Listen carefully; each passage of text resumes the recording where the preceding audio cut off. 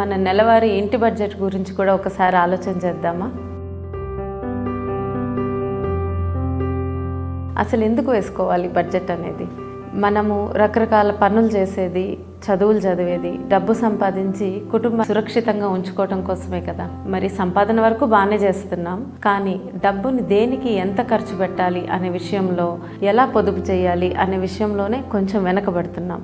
ఇండ్లు నడిపే ఆడవారికి ఇంటి ఖర్చుల మీద కొంతవరకు బాగానే అవగాహన ఉంటుంది, కానీ ఇంట్లో పిల్లలకి ఉండట్లేదు కదా.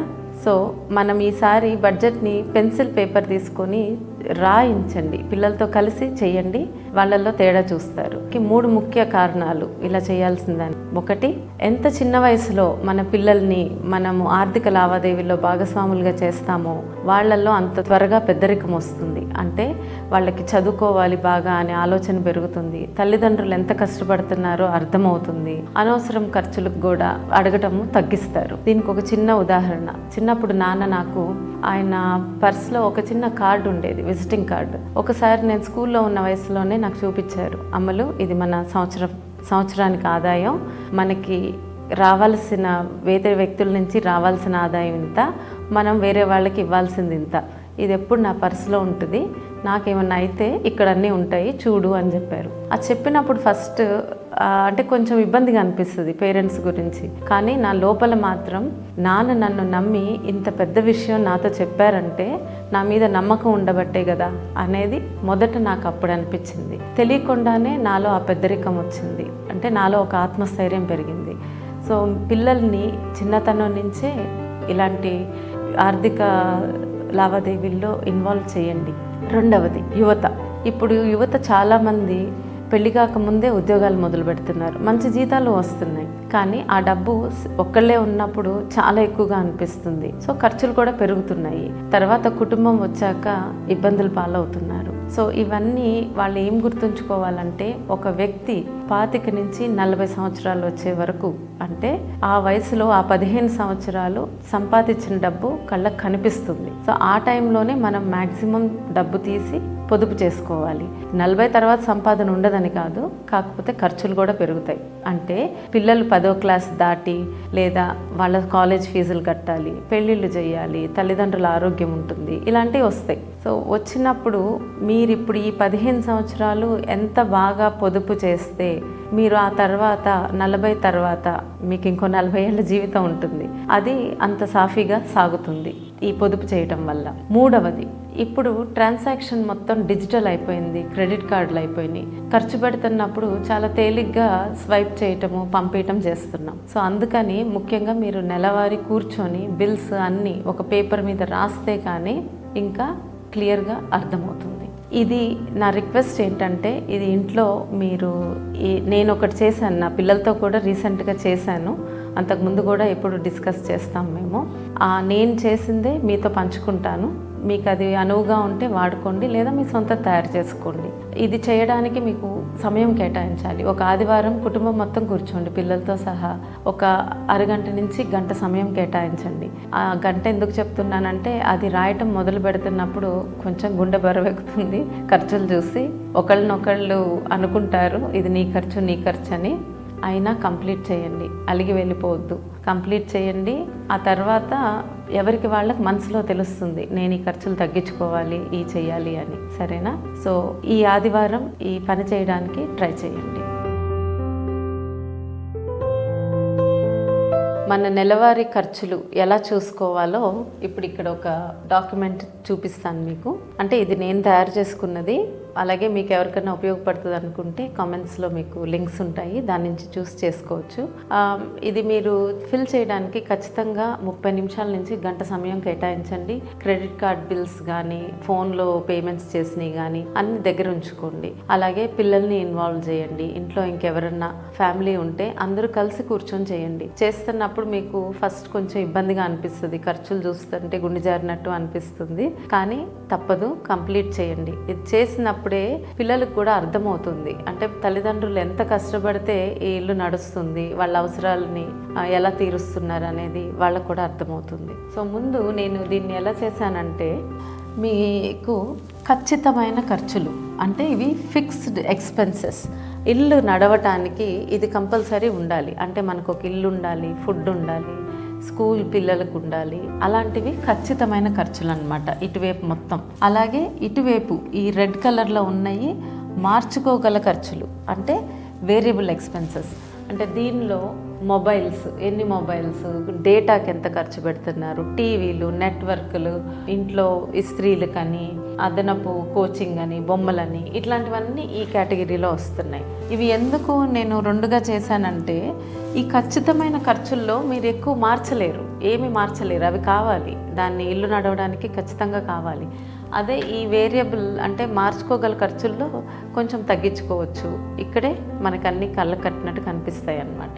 సో మీకు ఒక ఎగ్జాంపుల్ చూపిస్తాను. ఇప్పుడు ఇల్లు అంటే ఇల్లు నడవడానికి దీనిలో ఖచ్చితంగా కావాల్సింది ఏంటి? అద్దె, ఇల్లు కొన్నాళ్ళకైతే ఆ ఈఎంఐస్, కమ్యూనిటీ ఫీజు అలాంటివి, కరెంటు, గ్యాస్, నీరు, తర్వాత ఇంకేదన్నా రెంట్స్ ఉంటే మీరు, సో అవన్నీ ఇక్కడ ఫిల్ చేయండి.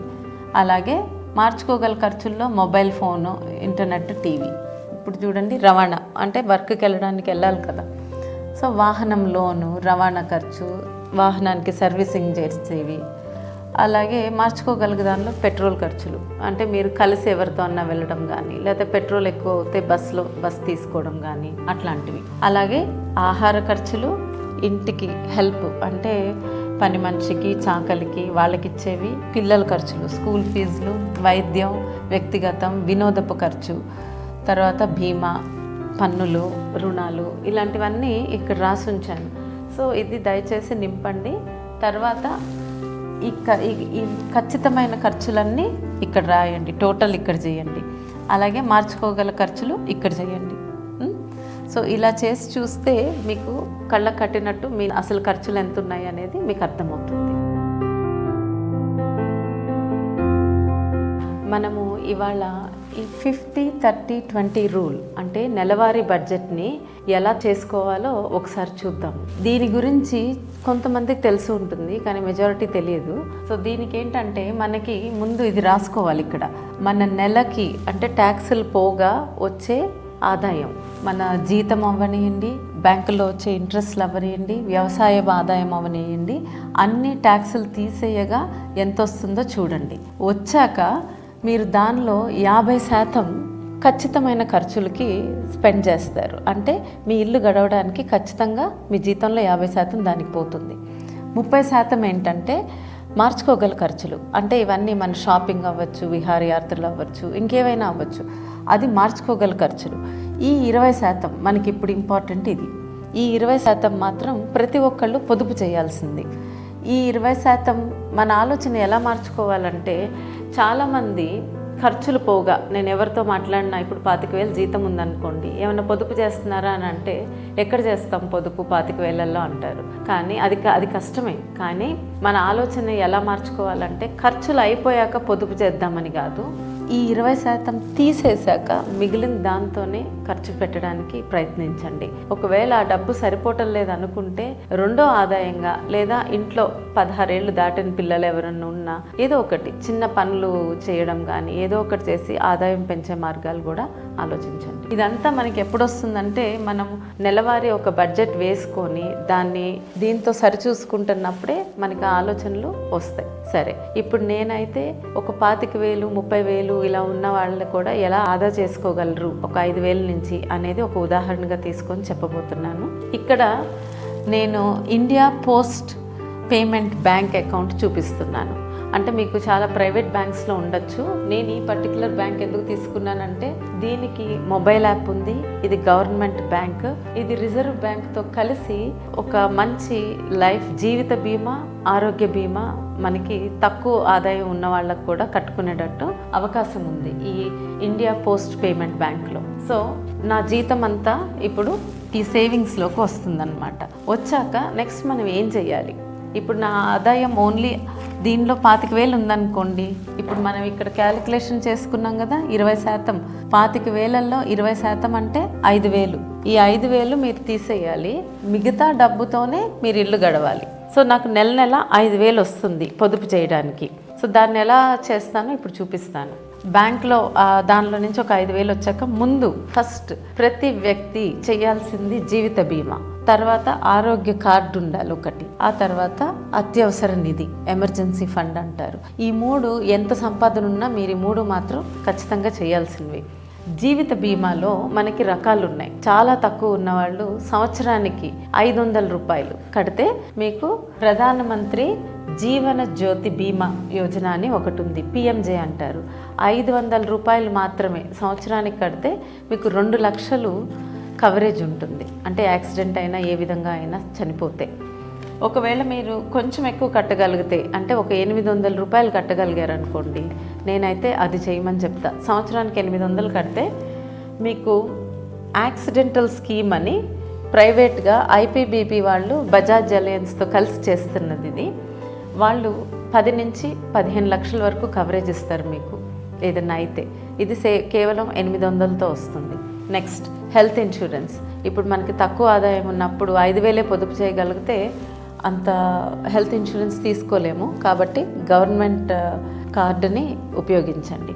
ఆ తర్వాత నెక్స్ట్ వచ్చేసి అత్యవసర నిధి. ఇది కూడా చాలా అవసరం మనకి. ఇదేంటంటే మనకి 3 నుంచి 6 నెలల జీతం మనం దీనిలో సేవ్ చేసుకోవాలి, పొదుపు చేయాలి. ముందు మీకు ఒకవేళ ఏదన్నా ఎక్కువ వడ్డీతో తీసుకున్న రుణాలు ఉన్నాయనుకోండి, అవి ఇచ్చేసేయండి. ఈ నెల 5,000 తీస్తున్నారు కదా, ఈ జీవిత బీమా ఒకటి కట్టండి, ఆరోగ్య కార్డు వాడుకోండి. ఈ మిగతా డబ్బుతో ఆ పెద్ద రుణం ఉన్న రుణాలు తీర్చేయండి. అది పోయాక మీరు ఇంకొక సంవత్సరం ఈ 5,000 తీసి దీనిలోనే వేయండి. 6 నెలలన్నా ఒక సంవత్సరం అన్నా. ఇది ఎందుకు ఇంపార్టెంట్ మీకు అని అంటే, తర్వాత ఎప్పుడన్నా అంటే ఇప్పుడు ఒకవేళ ఆదాయం సంపాదిస్తున్న మనిషికి జీవితానికి ఏమన్నా అయితే జీవిత బీమా వస్తుంది. 800 కడుతున్నారు కదా, ఓ 10 లక్షల వరకు ఇవి వస్తాయి. మీ కుటుంబం ఏంటంటే ఇంకొక ఉద్యోగం ఎత్తుక్కునే లోపు ఇది హెల్ప్ అవుతుంది. అలాగే మీకు ఆరోగ్యం బాగోలేదనుకోండి, హాస్పిటల్ బిల్లుల ఖర్చులకి ఇది కడుతుంది, కానీ జీతం ఇవ్వదు కదా. అందుకనే ఈ ఎమర్జెన్సీ ఫండ్. దీనిలో డబ్బు ఉందనుకోండి, మీకు ఉద్యోగం పోయినా, లేకపోతే పని లేకపోయినా, లేదా ఏదన్నా కాలో చెయ్యో ఏమైనా అయినా ముందు దీనిలోంచి డబ్బు తీసి ఇల్లు గడపచ్చు. సో ప్రతి వ్యక్తికి కావాల్సిన 3 విషయాలు ఇవి: జీవిత బీమా, ఆరోగ్య బీమా, ఎమర్జెన్సీ ఫండ్. సో ఇవన్నీ నిండిపోయినాయి. దీనిలో కూడా మీరు 3 నెలల శాలరీ వేసేసారు. సో ఒక సంవత్సరం తర్వాత ఏం చేస్తారు? ఇప్పుడు ఈ 5,000 మళ్ళీ ఆ నెల వచ్చింది, 5,000 తీస్తాము. సో నెల ఆటోమేటిక్గా ఒక ఆర్డీ అకౌంట్ ఓపెన్ చేయండి. అంటే రికరింగ్ డిపాజిట్. అంటే ఇదేంటంటే ఇది ఆటోమేటిక్గా మీ జీతంలో నుంచి దీనిలోకి 500 నెల వేసేస్తుంది. సో ఒక 500 దీనిలోకి వెళ్ళిపోతాయి. దీనిలో మీకు ఇంట్రెస్ట్ వస్తుంది, 6.7% ఇంట్రెస్ట్ 5 ఏళ్ల కాలము అలా ఉంటుందన్నమాట. తర్వాత పాప ఉందనుకోండి, మీకు పాప ఉంటే సుకన్య సువిధ స్కీమ్ అనేది ఓపెన్ చేయండి. కంపల్సరీ ఇది ఇంపార్టెంట్. సుకన్య స్కీమ్ పాపకి ఒక 1,000 రూపాయలు. తర్వాత బాబు ఉంటే ప్రావిడెంట్ ఫండ్ అకౌంట్ ఓపెన్ చేయండి, బాబుకి ఒక 1,000 రూపాయలు. తర్వాత మీ ఇద్దరి కోసం మీ రిటైర్మెంట్కి ఒక 1,500. సరేనా? సో ప్రావిడెంట్ ఫండ్లో మీకు 7.1% ఇంట్రెస్ట్ వస్తుంది. 15 సంవత్సరాలు, ఈ 3 15 సంవత్సరాలు కట్టాలి. ఇవి మీ ఆదాయం ఒకవేళ 6,000కి వచ్చింది అనుకోండి, అంటే మీ ఆదాయం పెరిగి 6,000 పొదుపు చేయగలుగుతున్నారు అనుకోండి, అప్పుడు ఏం చేయొచ్చు? 6,000తో ఒక 1,000 లైఫ్ ఇన్సూరెన్స్ కట్టండి. నెల ఇది నెల కట్టేది లైఫ్ ఇన్సూరెన్స్. అంటే మీకు బజాజ్ అలయన్స్ లైఫ్ ఇన్సూరెన్స్ ఉంది, ప్రైవేట్ది. అలాగే పోస్టల్ లైఫ్ ఇన్సూరెన్స్ ఉంది. వాటి గురించి తెలుసుకోండి. నెల ఒక 1,000 దానికోసం వెచ్చించండి. ఇప్పుడు హెల్త్ ఇన్సూరెన్స్ కూడా తీసుకోగలుగుతారు. కేవలం 6,000 పొదుపు చేస్తే హెల్త్ ఇన్సూరెన్స్ మీ కుటుంబంలో 4కి సేమ్. ఈ post payment bank, Reserve Bank కలిసి ప్రైవేట్ది Bajaj family health care gold plan ఉదాహరణ చెప్తున్నాను, మీరు ఏదైనా చూస్ చేసుకోవచ్చు. దానికి ఒక 1,000 పెట్టండి, హెల్త్ ఇన్సూరెన్స్ వస్తుంది. తర్వాత ఇందాక చెప్పిన విధంగా ఆర్డీలోకి 500 వెళ్తాయి. తర్వాత పాప కోసం 1,000 రూపాయలు నెల, బాబు కోసం ఒక 1,000, మీకోసం 1,500. సో మీకు వచ్చిన 6,000ని ఈ విధంగా పొదుపు చేసుకోవచ్చు. ఇవి షార్ట్ టర్మ్, అంటే ఇమీడియట్గా అవసరాలకి ఇది ఉపయోగపడతాయి. ఇది లాంగ్ టర్మ్, ఇది ఎందుకు చేస్తున్నారంటే మీకు ఇప్పుడు తెలియదు. పిల్లలు 10వ క్లాస్ అయిపోయిన తర్వాత వాళ్ళు కాలేజ్ ఫీజులకు వాడచ్చు, పెళ్ళిళ్ళకు వాడచ్చు, మీ రిటైర్మెంట్స్కి వాడచ్చు. సో అప్పటికి ఇవి ఉపయోగపడతాయి. వీటి మీద వచ్చే వడ్డీ పెరుగుతూ వస్తుంది కాబట్టి మీరు పడుకున్న మీ డబ్బు ఫ్రీ మనీ, అది పెరుగుతూ ఉంటుంది. సరే, ఈలోపు మీకు ఏదైనా స్థలమో వ్యాపారంలోనో ఎక్కువ డబ్బులు వచ్చినాయి అనుకోండి, అంటే ఒక 10,000 పైన వచ్చినాయి. ఇది చేసేది చెయ్యండి, ఇది కంటిన్యూస్గా జరుగుతూనే ఉంటుంది. ఆ వచ్చిన డబ్బుని ఇన్వెస్ట్మెంట్ చేయండి. ఈ ఇన్వెస్ట్మెంట్ చేస్తున్నప్పుడే దీనిలో 2 రకాల ఇన్వెస్ట్మెంట్ ఉంటుంది. ఇప్పుడు 10,000 పైన వచ్చినప్పుడు దాన్ని మీరు ఫిక్స్డ్ అసెట్లో పెట్టచ్చు, అలాగే మ్యూచువల్ ఫండ్స్లోనూ పెట్టచ్చు. సో ఫిక్స్డ్ అసెట్స్ అని అంటే monthly income scheme, fixed deposit అంటే టీడీ, తర్వాత national savings certificates, senior citizen certificates, gold bonds, ఇలా రకరకాలు ఉన్నాయి చేయగలిగేది. నేను వీటిలో కొన్ని మీకు ఉదాహరణ చెప్పాను. తర్వాత మ్యూచువల్ ఫండ్స్. మ్యూచువల్ ఫండ్స్ అంటే కామన్ లాంగ్వేజ్లో షేర్స్. ఆ షేర్స్లో పెట్టడం, దానిలో మీకు 10 నుంచి 12% ఆదాయం వస్తుంది, అంటే కొంచెం ఎక్కువ వస్తుంది అనమాట. ఇప్పుడు ఇన్వెస్ట్మెంట్ చేసేది మన డబ్బు పెరగడానికి. ఈ పైన చేస్తుందంతా డబ్బు పెరుగుతుంది కానీ సురక్షితంగా ఉంటుంది. సో ఇది మీ వయసును బట్టి ఎంత దేనిలో పెట్టాలి అనేది ఆలోచించాలి. మీకు 40 సంవత్సరాల కన్నా తక్కువ ఉన్నాయనుకోండి, మ్యూచువల్ ఫండ్స్లో 70% పెట్టండి. ఏంటి, ఇది అయిపోయాక మిగిలిన డబ్బులో 70% మ్యూచువల్ ఫండ్స్, అలాగే ఫిక్స్డ్ అసెట్స్లో 30%. సుమారుగా ఒక 50 దగ్గర పడ్డారనుకోండి, 40 నుంచి 60 మధ్యలో ఉంటే రెండిట్లో సమానంగా పెట్టండి. తర్వాత 60 తర్వాత మ్యూచువల్ ఫండ్స్లో 30% మాత్రమే, ఫిక్స్డ్ అసెట్స్లో 70%. ఎందుకంటే అప్పుడు మీరు రిస్క్ తీసుకోకూడదు, సేఫ్గా ఉండాలి. సో ఈ విధంగా మీరు ఇది తెలుసుకొని సేవ్ చేసుకుంటే మీకు చాలా వరకు 40 తర్వాత 60 రిటైర్మెంట్స్లో చాలా సాఫీగా సాగుతుంది మీ జీవితం.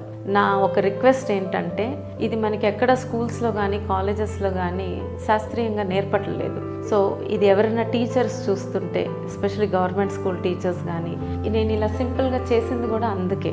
పిల్లలకి ఇది ఒక హోంవర్క్ లాగా ఇవ్వండి, ఒక ప్రాజెక్ట్ లాగా ఇవ్వండి. వాళ్ళు ఇలా కవర్స్ పెట్టి వాళ్ళనే రికరింగ్ డిపాజిట్ అంటే ఏంటో తెలుసుకోమనండి, ఒకళ్ళకి సుకన్య అంటే ఏంటో తెలుసుకోమనండి. ఇవి తెలుసుకొని క్లాస్లో వాటిని ప్రజెంటేషన్స్ ఇవ్వమని ఎంకరేజ్ చేయండి. అలాగే యువత ఉన్నారనుకోండి, మీరు తెలుసుకుంటే మీ కింద పనిచేసే వాళ్ళకి నేర్పించండి. ఇంట్లో లేడీస్ ఉన్నారనుకోండి, మీకు వస్తున్న హౌస్ హెల్ప్ వాళ్ళని ఒక్కసారి అడిగి చూడండి, వాళ్ళకి అకౌంట్ ఉందా, కనీసం ఈ 3 అంటే ఇది 800 కడితే వాళ్ళకి 10 లక్షలు ఇన్సూరెన్స్ వస్తుంది. సో సంవత్సరానికి 800 కడితే, సో ఇలాంటివి వాళ్ళకి చేసుకునేటట్టు వాళ్ళకు కూడా అర్థమయ్యేటట్టు చెప్పండి. నాకు తెలిసింది మీతో పంచుకున్నాను, మీకు తెలిసింది ఇంకో 4గురితో పంచుకోండి. ఈ విధంగా మార్పు మనతోనే మొదలవ్వాలి. నమస్తే.